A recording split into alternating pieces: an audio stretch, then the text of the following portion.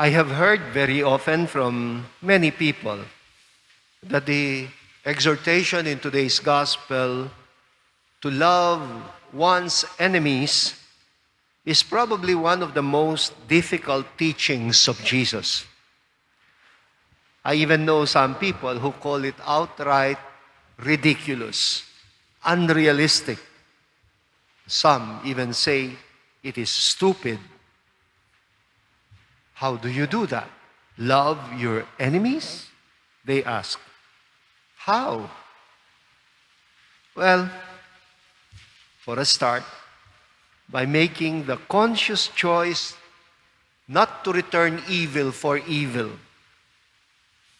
This was already Jesus' point in yesterday's gospel when he critiqued the Jewish law of commensurate retaliation. In Latin, lex talionis, which I understand has become a fraternity in one university here in Manila. An eye for an eye, a tooth for a tooth. Returning evil for evil can only end up in an endless, a vicious cycle of revenge and counter-revenge. I understand na meron pang mga tribal groups in the Philippines who still practice what they call the rido. Ito yung revenge, counter-revenge. Blood for life, life. Blood for blood, life for life. And instead, Jesus teaches us to act against the impulse to take revenge by making the decision to conquer evil with good. Merong isang filosofiya ito eh. It has a whole philosophy behind this teaching. By exhorting on us to love our enemies, Jesus is actually teaching us never to treat any human being as an enemy. How can your enemy remain an enemy if you respond to him with love? The idea is never to treat any fellow human being as an enemy. Because we're supposed to believe that as fellow creatures in the image and likeness of God, ang bawat tao ay likas na mabuti. Every human being is by nature good. Even if human beings are capable of so much evil, whether in thoughts, in words, or in actions, Christianity teaches us instead to wage the right kind of battle, to fight the right kind of spiritual warfare. This is well articulated by St. Paul. In Ephesians chapter 6, verse 12, St. Paul says, ang tunay nating labanan ay hindi sa kapwa-tao. The real battle that we fight is with the principalities, the powers, the world rulers of this present darkness, the evil spirits. Evil spirits.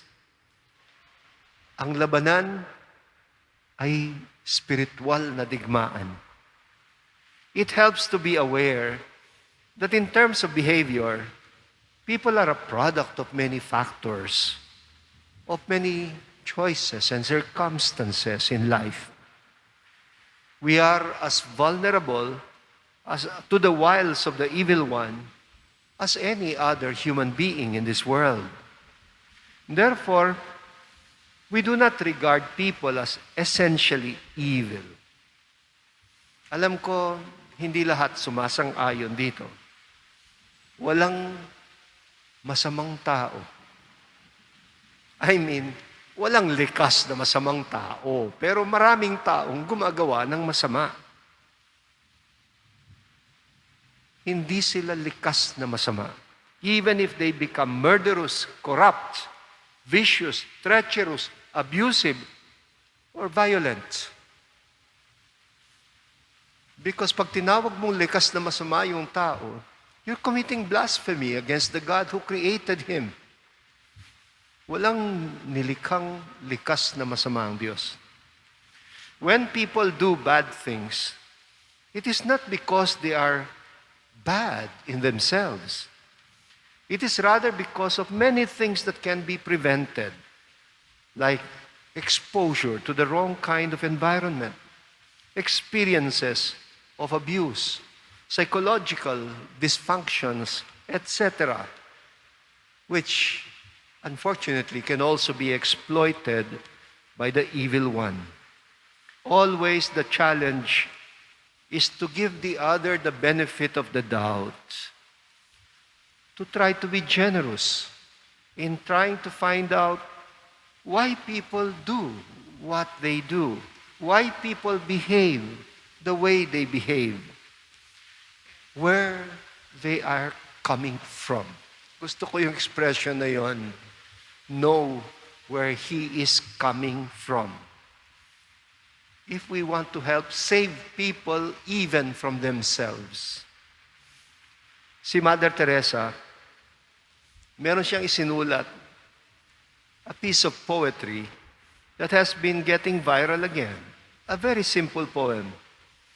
And I find it to be the best rewarding of Jesus' exhortation to love one's enemies. Listen, sabi niya, people can be unreasonable or illogical or self-centered, but love them anyway. If you are kind, people may accuse you of selfish, ulterior motives, but be kind anyway. If you become successful, you can win some false friends and true enemies, but succeed anyway. The good you do today will be forgotten tomorrow. But be good anyway. Honesty and frankness will make you vulnerable. But be honest and frank anyway. What you spend years building can be destroyed overnight. But build anyway. People need help, but may attack you if you try to help them. Help them anyway. Because in the final analysis, it is between you and God. It was never between you and them anyway.